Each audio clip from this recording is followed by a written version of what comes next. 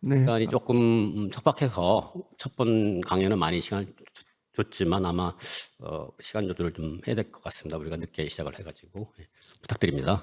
네. 소개 감사합니다.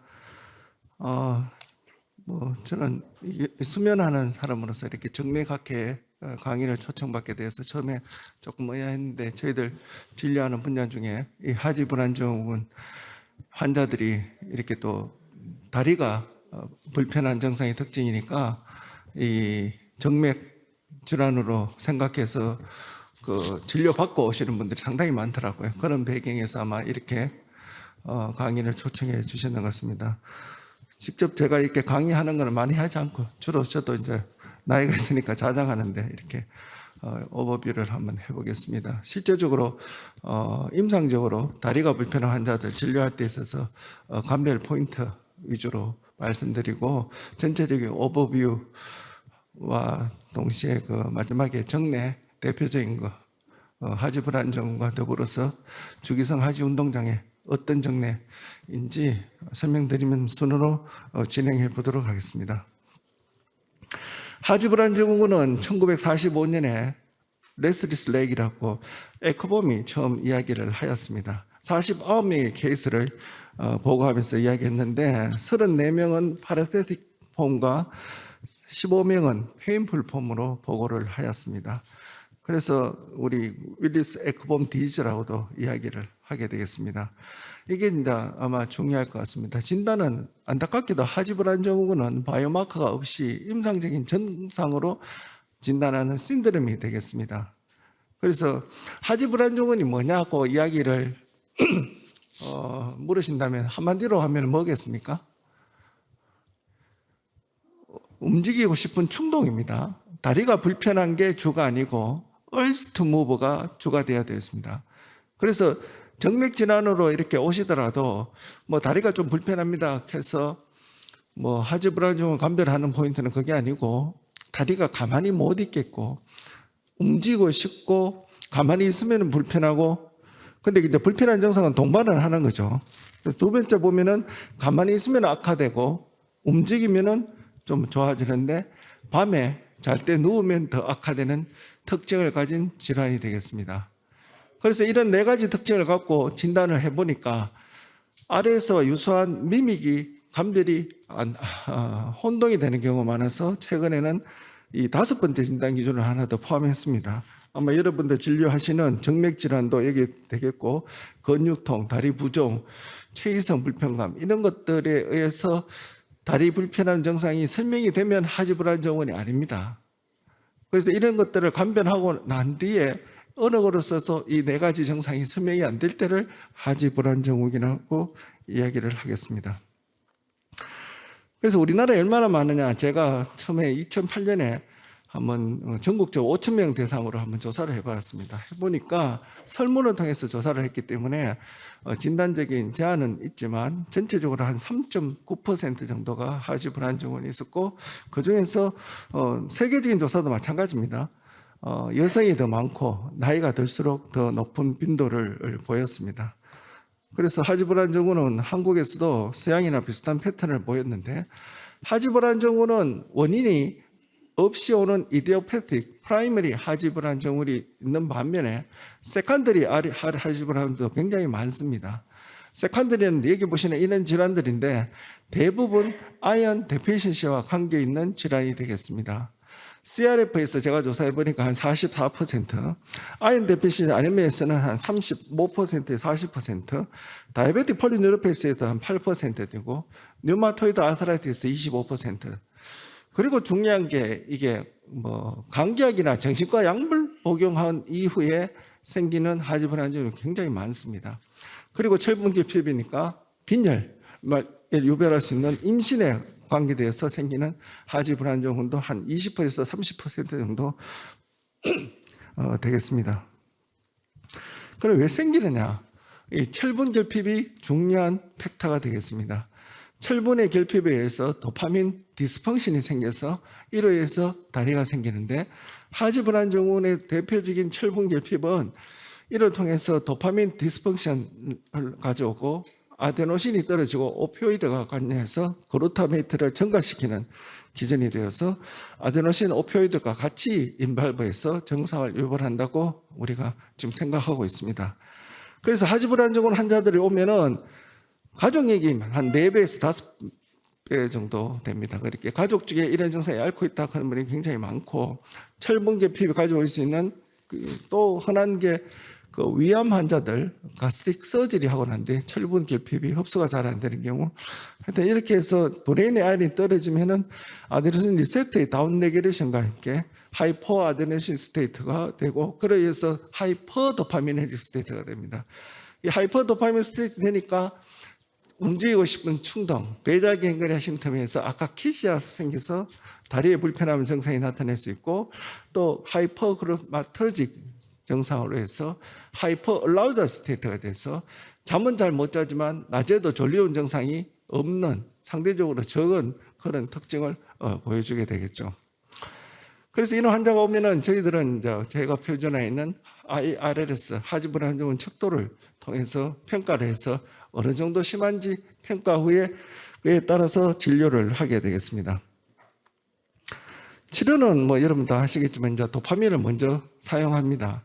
우리나라에서는 도파민 아고니스트 리퀴비라 미라펙스가 보험에 대한 적용 기준을 가지고 있고, 그 외에 임상적으로는 안티컨벌선트, 알파2 데이터 리건드 드럭인 가바펜틴이나 프레가발린 이런 약들을 사용해 볼 수 있고, 오피오이드도 사용해 볼 수도 있고, 수면 장애가 같이 동반되니까 여러 가지 벤조라든지 리보트릴 등을 사용을 해 볼 수가 있습니다.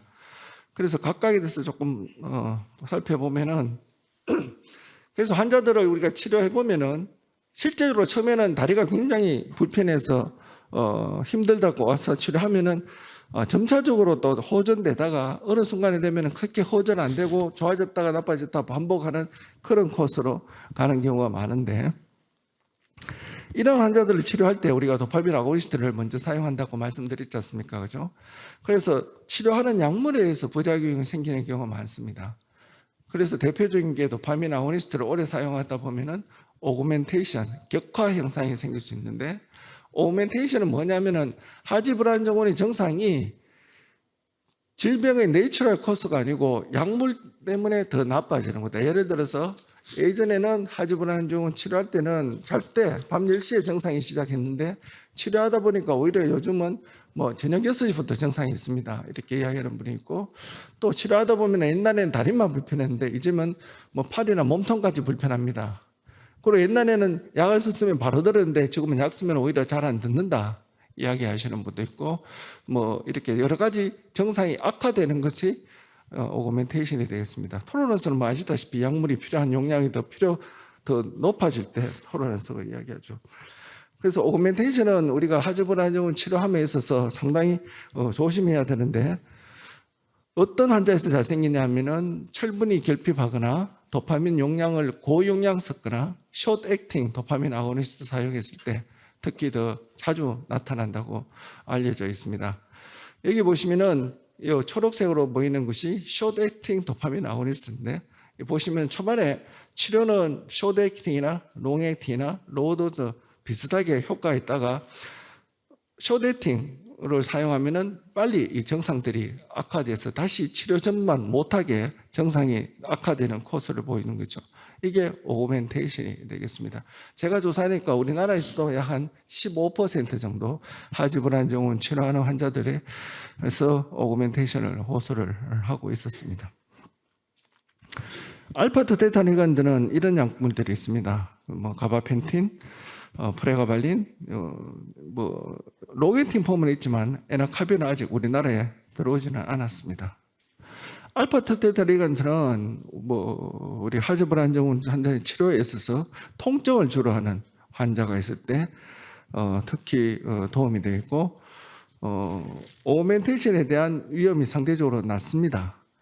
그리고 인솜니아에 대한 효과가 크고, 아시다시피 또 하지불안증후군이 페인풀 폼으로 오는 경우가 많다고 했는데, 그런 경우에서는 더 유효하겠습니다. 그리고 도파민 아고니스트 사용했을 때 잘 듣지 않는 경우에서는 알파2 데이터 리건드를 사용해 볼 수 있고, 그렇지만 매우 심한 경우에서는 효과가 좀 상대적으로 적은 특징을 갖고 있습니다. 그래서 좀 환자에 따라서는 도파민 아고니스트와 동반돼서 컨비네이션 세라피로 시작해 보기도 하고 있습니다. 오피오이드는 우리 하지 불안증후에서 사용하는 백그라운드는 역시 통증을 호소하고 있고, 오피오이드 자체가 도파민에 대한 철분에 대한 프로텍티브 이펙트가 있다고 알려져 있죠.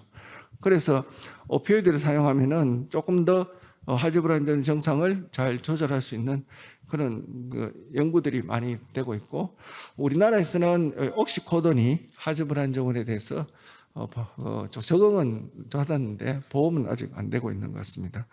그래서 사실 오피오이드 쓰는 게 사실 하지 불안증후 환자들한테 좀 마약까지 쓸 필요가 있을까 이렇게 조금 뭐랄까 고민이 되고 할 수도 있지만, 실제적으로 하지 불안증후 환자들은 굉장히 심각합니다. 이게 그죠? 어느 정도 심각하냐면은 다리가 잘랐으면 좋겠다 하는 분도 있고, 제 찾아오는 분들은 이 병 때문에 정말 죽고 싶어서 자기 병을 극복하기 위해서 자기 시신을 기증했는 증서까지 들고 오는 그런 분들도 있고, 하여튼 근데 이제 오피오이드를 최근 연구에서는 롱텀으로 사용해 봤는데, 미국 하버드에서 조사한 연구에 의하면 오피오이드 오래 쓴다고 그렇게 어딕션이나 용량이 그렇게 많이 올라가는 케이스는 별로 없더라. 그 비교적 하지 불안증에서 오피오이드 사용했을 때 용량은 초기 용량으로 잘 조절되고 비교적 리스크는 그렇게 높지 않다고 연구들이 되고 있습니다. 그래서 오피오이드 역시 오그멘테이션에 대한 리스크는 다른 질환에 비해서 좀 더 낮은 것으로 되어 있습니다.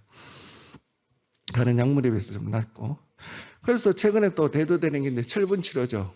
철분 치료는 제가 세계적으로도 가장 많이 해봤는데, 이번에 그 가이드라인으로 이렇게 발표를 했습니다. 그 하지 불안증후의 원인이 철분 부족이라고 이야기했죠, 그죠? 그래서 그 철분 부족 중에서 투여하는 방법이 오랄 철분이 있고 주사 철분이 있습니다. 그래서 오랄 철분은 아시겠지만 비타민 C와 더불어서 아침에 공복 시에 투여를 해 줘야 되는데, 대개 GI 트러블이 굉장히 심하니까 컴플라이언스가 상당히 떨어지는 경우도 있고, 이런 분들은 또 체질적으로 흡수가 잘 안 되는 분들이 많아요. 그죠? 물론 철분 많이 들어있는 음식을 안 드시는 분도 있지만, 철분을 많이 드는 음식을 먹어도 흡수가 안 되는 경우가 많고, 그래서 주사 철분이 백그라운드를 이론적으로 보면은 상당히 아이디어라고, 주사 철분은 상당히 고용량 철분을 짧은 시간에 투여하는 게 원리입니다. 어떻게 치료하냐면, 철분 치료는 모든 RNS 환자한테 고려는 될 수 있고, 모닝 패스팅 시럼 아이언 페리틴 TIBC TSAT를 측정을 하고, TSAT가 45 이하 될 때 적용할 수가 있겠습니다. 오랄 아이언은 페리틴이 75 이하 될 때 고려해 볼 수 있고, IV 아이언은 100 이하 될 때 고려를 해 볼 수가 있겠습니다. 그래서 치료에 대한 그 서머리를 해드리면은, 첫 번째는 RNS 맞는지 감별 진단이 중요합니다. 그죠? 그리고 여러분 진료할 때 이 환자가 다리가 정맥이 문제가 있다고 왔는데, 물론 정맥이 보입니다. 보이는데 과연 이것을 치료해서 정상이 100% 좋아질까에 대한 확신이 있어야 되겠죠. 그리고 그거는 그대로 치료하고, 또 다리 불편하니까 그건 또 딴 데 가서 보십시오 이렇게 하면 안 되지 않겠습니까? 그죠? 그래서 첫 진단할 때 다리 불편한 게 대한 메인 심텀이 바리코스인지 정맥 문제인지 아니면은 하지 불안증후 문제인지를 정확하게 진단할 수 있는 게 중요한 포인트가 되겠고, 치료를 한다면은 우리나라에서는 어차피 도파민 아고니스트를 먼저 쓸 수밖에 없지만, 롱텀으로 사용했을 때 있는 불편함, 그게 주의사항에 오그멘테이션이 있는지 자주 체크해 보시는 게 좋겠고, 이런 위험 부작용 때문에 요즘은 알파토 테타리간트, 뉴런틴이나 가바펜틴, 그죠? 프레가발린, 릴리카나 이런 약들을 먼저 해볼 수도 있지만 보험 급여는 되지 않습니다. 그래서 도파민 아고니스트 사용할 때는 너무 쉽게 투여하는데 대부분 조심하셔야 될 게 오그멘테이션이 있으니까 로도즈로 서서히 경과를 보고 투여하시는 게 좋겠고, 그리고 도파민 아시도 줄었고 이렇게 요거는 아시니까 그냥 BID로 줘버려요, 환자분한테. 절대 그렇게 주시면 안 됩니다. 그죠? 환자분 정상이 언제 있습니까? 밤에 있죠. 그죠? 정상 있기 전에 투여하면 됩니다. 그리고 아이언 스테이트는 꼭 체크해 보고 떨어지면은 아이언 스프라이 해줘야 되겠죠. 그죠? 그리고 정상 악화시키는 원인이 있는지, 아까 그 세컨더리 아래에서 많다고 이야기했잖아요. 그죠? 그래서 꼭 다리가 불편해서 오실 때는 정신과 약 먹는 거 있는 거 아닌지 꼭 체크해 보십시오. 그 항우울제 쓰고 있으면은 RLS 굉장히 자주 옵니다. 특히 레메론 이런 약들 사용하면은 한 60% 가까이 RLS가 오는 것 같더라고요. 그래서 그런 분들 그 원인 있는지를 잘 체크해 보시는 게 좋을 것 같습니다. 그럼 정례 두 케이스를 한번 보여드리면은 36세 젊은 여자분인데 다리가 불편해서 왔습니다. 그죠? 그러니까 가만히 둘 수 없고 종아리 부리가 스멀스멀거린다. 벌레가 기어나가는 것 같다. 그리고 가만히 있으면은 악화되고 움직이면 좀 좋아진다. 저녁에 잠들기 전에 쉬면서 잠이 들 수가 없다. 이런 증상입니다.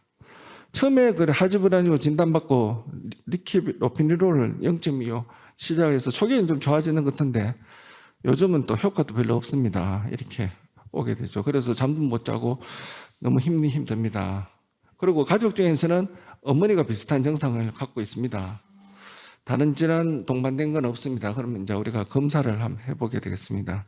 검사는 일반적인 우리 신경과적 진찰과 더불어서 철분 프로파일을 꼭 검사를 합니다. 아까 말씀드렸지. 특히 철분 프로파일은 헤모글로빈도 보지만 저희들은 페리틴이나 TSAT가 치료에 대한 가이드라인이니까 꼭 체크해서 보면은 대부분 또 정상으로 나옵니다. 이 정상 폭이 여기서 보시면 9에서 86인데 저희 병은 한 70 정도 되는데 15대도 정상 범위는 되거든요. 그리고 건전도 감별을 위해서 꼭 필요한데 대부분 정상이어야 되죠. 그런데 건전도에서 폴리뉴로페시가 있어도 RLS 같이 있을 수는 있으니까 그건 참고해 보시고 어느 부위에 불편하냐면 이렇게 종아리 부위에 불편하다고 이렇게 호소를 하는 거죠.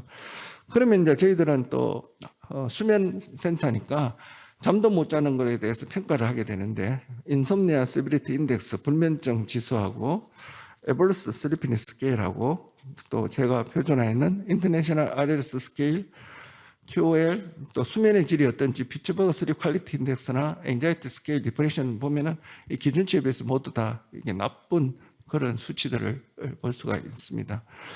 그러면 수면 검사는 사실은 케이스 보고를 위해서 제가 이렇게 가져왔지만 하지불안적으로 모든 사람에서 수면 다운검사 적응증은 되지 않습니다. 어떤 환자가 적응증이 되느냐면은 다음 케이스에 말씀드린 주기성 하지 운동 장애가 동반돼서 잠을 심하게 못 자거나 하지불안증후 같은데 치료에 잘 반응 안 하는 경우 혹은 하지불안증후인데 수면 무호흡이나 다른 장애가 동반되어 있을 때 등등에서는 선택적으로 수면 다운검사를 할 수 있는데 수면 다운검사를 하면은 대표적으로 불면증과 비슷한 패턴이 보이는데 일반 불면증과 다른 것은 잠을 자기는 자는데 잘 때까지 입면 시간이 상당히 길어지고 잠의 분절이 많아지고 수면 동안에 주기성 운동장애 다음 보여드린 그런 증상이 동반되는 게 서양에서는 80%, 우리나라에서는 제가 해보니까 45% 정도 동반되는 경우가 많습니다.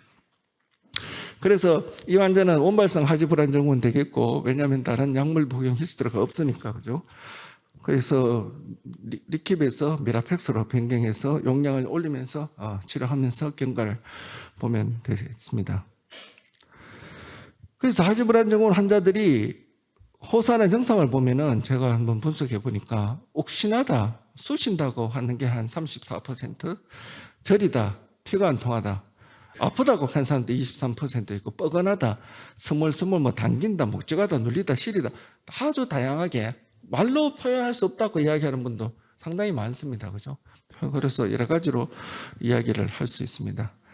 그래서 이거는 2013년 가이드라인이지만 지금도 크게 다르진 않고 도파민 리셉터 아고니스트나 알파도 데이터 리간드를 쓴다. 여기서 이제 아직까지 하는 게 아직 우리나라에서는 알파도 데이터 리간드가 퍼스트라인으로 보험이 안 되니까.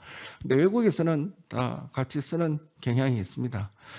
그리고 첫 스타트를 잘 선택해서 클리니컬 피처에 따라서 그러니까 환자가 주소가 다리가 불편한 건지 아픈 건지 잠이 못 자는 건지 우울한 건지에 따라서 선택을 해야 되겠고 뭐 필요에 따라서는 컨비네이션 세라피를 해볼 수도 있겠죠. 그렇지만 무엇보다도 중요한 거는 도파민 아고니스트가 스타트하면은 항상 오그멘테이션이 올 수 있다 그런 걸 염두에 두고 환자한테 설명하고 치료를 시작해야 되는 게 포인트가 되겠습니다. 그럼 62세 남자인데 이 사람은 이제 잠을 못 잔다고 왔는데 잠을 계속 자다가 자꾸 깬다고 이렇게 호소하죠. 졸으면서 낮잠도 뭐 자주 자지만 또 그렇게 길게 자지는 않은 거고. 근데 이 사람은 이제 본인은 잠을 못 잔다고 했지만 같이 자는 부인의 입장에서 보면은 코골이는 심하지 않고 자는 동안에 보니까 다리가 자꾸 꿈틀꿈틀 대더라. 그죠? 그래서 심해서 옆에 같이 자는 부인도 남편 자꾸 이렇게 들썩거려서 자기도 잠 이렇게 못 자겠다 이렇게 이야기를 많이 하고 혈압은 좀 높았는데 다른 질환은 없었다고 이야기합니다. 이 해수도에 보면 이 사람은 다리 불편한 거에 대한 하지불안군 증상은 전혀 없이 오는 분이죠, 그죠? 역시 뭐 철분 비슷하게 괜찮았고 건전도도 괜찮았고 보면 역시 잠을 못 잔다 하니까 불면증 지수가 높고 주간 졸림에 대한 지수도 좀 높습니다. 우울한 디프레션 스케일도 좀 높고 그죠? 그래서 이 보면은 수면 당고서 보면 이렇게 다리가 까딱까딱 움직이는 게 많고 다리 움직임이 어떤지 한번 보시면은 여기 엄지발가락 한번 보시기 바랍니다. 이렇게 움직이죠, 이렇게. 이런 게 약하게 있는 것도 있고 심하면은 전체적으로 들썩거리면서 있는 경우도 있겠습니다. 그래서 이런 게 있을 때는 수면 주기 사지 운동장애 PLMS라고 이야기하는데 역시 치료는 마찬가지입니다. 도파민 아고니스트 쓰면은 효과가 있게 되겠고 수면 난공사에서 진단할 수 있고 이게 1시간에 15번 이상 있을 때 의미 있는 증상이 되겠고 다른 질환에서 동반돼서도 많이 나타납니다. 나이가 들어서 나타나는 경우도 많고 하지만 이게 실질적으로 수면을 방해하게 되고 불편함을 호소할 때는 치료를 해야 되겠죠. 왜 그러냐면은 이 자체가 있으면은 하이퍼텐션이나 카디오바스큘러 리스크를 높인다고 알려져 있고 왜 그러냐면은 다리가 움직이는 동안에 각성을 유발해서 수면을 분절시키기 때문에 그런 이유가 되겠습니다. 네, 이상입니다.